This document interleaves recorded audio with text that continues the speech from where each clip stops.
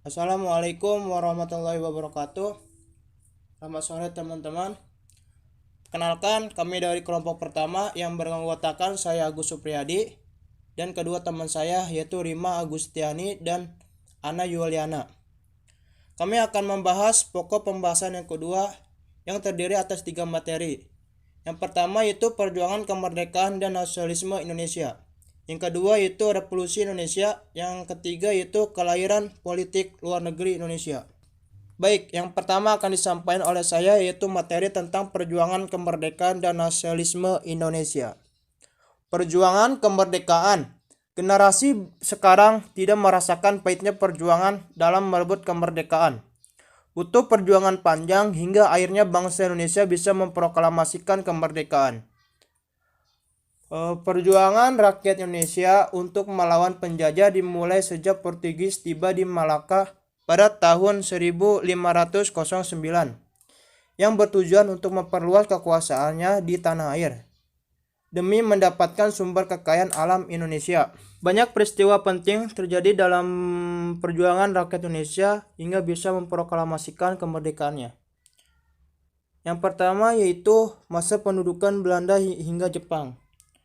Dalam sejarah Indonesia, tercatat bangsa Belanda pernah menjajah Indonesia dengan salah satu caranya dengan mendirikan POC, yaitu Kongres Dagang Hindia Timur Belanda yang memiliki hak yang istimewa dalam usaha perdagangan.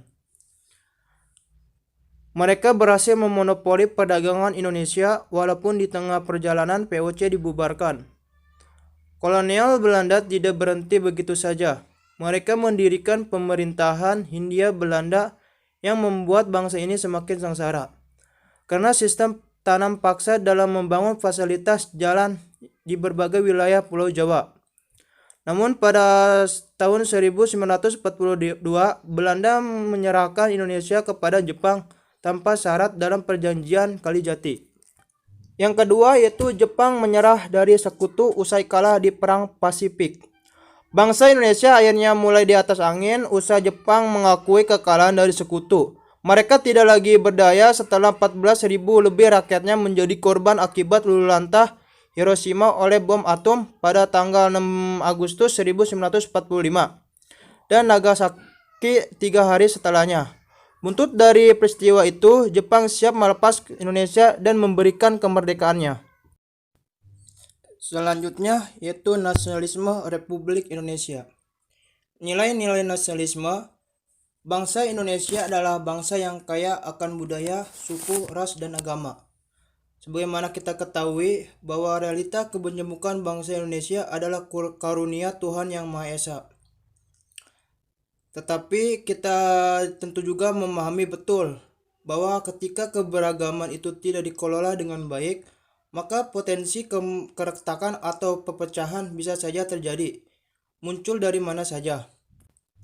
Sejarah panjang Indonesia telah menetapkan nasionalisme sebagai roh yang menentukan kemajuan bangsa. Nasionalisme berfungsi untuk menjaga kedaulatan dalam suatu identitas bersama. Nah, secara sederhana, nasionalisme diartikan sebagai sebuah sikap suatu bangsa yang menetapkan kepentingan bangsa dan negara di atas kepentingan pribadi atau kelompok. Tujuan nasionalisme. Dengan ada jiwa nasionalisme, setiap warga negara akan merasa cinta dan bangga dengan bangsa dan negaranya. Begitu pula sebaliknya, setiap warga negara merasa terusik jika ada bangsa lain yang meremehkan atau bahkan menghina bangsanya. Inilah jiwa nasionalisme yang harus dimiliki oleh setiap rakyat Indonesia. Sekian penjelasan saya, kurang lebihnya mohon maaf. Wassalamualaikum warahmatullahi wabarakatuh.